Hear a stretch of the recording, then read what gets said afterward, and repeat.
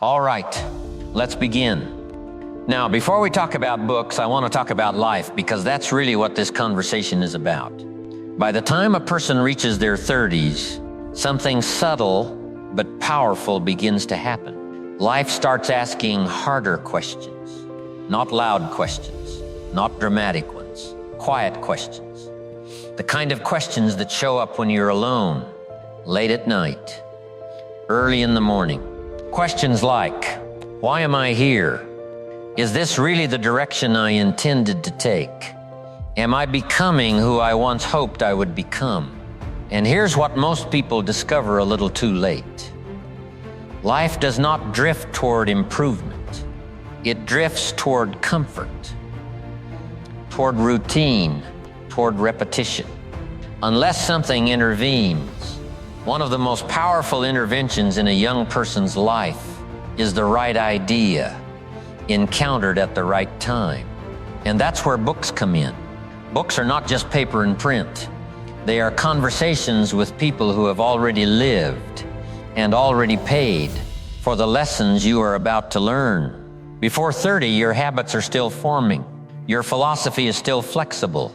Your future is still open for negotiation. What you read during these years quietly shapes how you think, what you tolerate, what you pursue, and what you eventually become. That's why this topic matters. Let me say this plainly. Books don't make you successful, but the wrong ideas accepted early can quietly ruin decades. Most people don't consciously choose their philosophy. They inherit it from parents, from peers, from culture, from television, from social media. And whatever philosophy you accept will eventually produce results. I learned this lesson the hard way. Early in my life, I was broke, confused, and frustrated. And I worked for a man named Earl Schoaf. Earl became my mentor. One day he said something to me that changed my direction forever. He said, Jim, if you don't like how things are, change your philosophy. Then he handed me a book. That was it. No yelling, no motivational speech, just truth. That's where it started for me. And that's why I care so deeply about books, especially before the age of 30. If there is one book you must read before your 30s, one book that reshapes how you think about success, it is Think and Grow Rich by Napoleon Hill. Now let me clear something up. This is not a book about money. It's a book about thinking. Napoleon Hill spent years studying successful people. Not average people, not lucky people, but people who consistently produced results. And what he discovered was simple, but profound. Success leaves clues. Before 30, most people believe success comes from talent, luck, or connections. Think and Grow Rich teaches something far more important, that success begins with definite purpose, disciplined thinking, and persistence. This book forces you to ask questions most people avoid. What do I actually want? Why do I want it? And who must I become to earn it? Without purpose, effort scatters. Without thinking, action becomes reaction. Most people spend their 20s reacting to opportunity, reacting to pressure, reacting to expectations. This book teaches you to stop reacting and start deciding. Direction is more important than speed, and direction comes from thinking. Now let me slow this down. If you don't learn how to think intentionally early in life, life will think for you. And life is not gentle with people who drift. That's why another small but powerful book belongs early in your reading life. As a Man Thinketh by James Allen. This is a short book, but don't be fooled by its size. This book teaches one of the most dangerous truths a young person can learn. You are where you are largely because of how you think, not because of your parents, not because of your background, not because of the economy. Before 30, this idea can either offend you or free you. And often offense is the first step toward growth.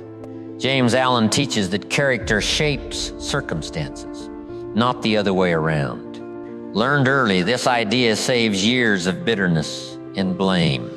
It teaches you to ask, what habits am I reinforcing? What thoughts am I tolerating?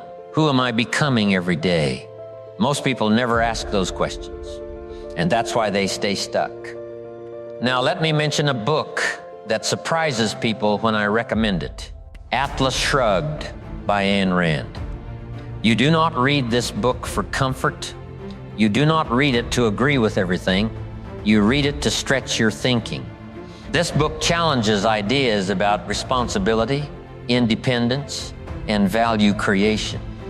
It forces you to confront uncomfortable questions. What do I contribute? What happens when capable people stop caring? What is my responsibility to use my abilities fully? Before 30, many people believe the world owes them understanding. This book argues something different, that life rewards value, effort, and responsibility. Whether you agree with Ayn Rand or not, the thinking stretch alone is worth the effort. Comfort rarely produces growth.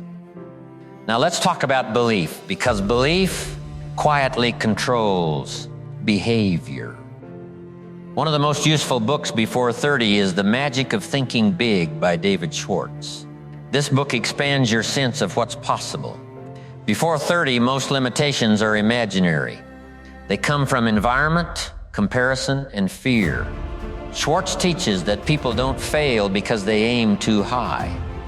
They fail because they aim too low. Thinking small keeps life small. And small thinking is contagious.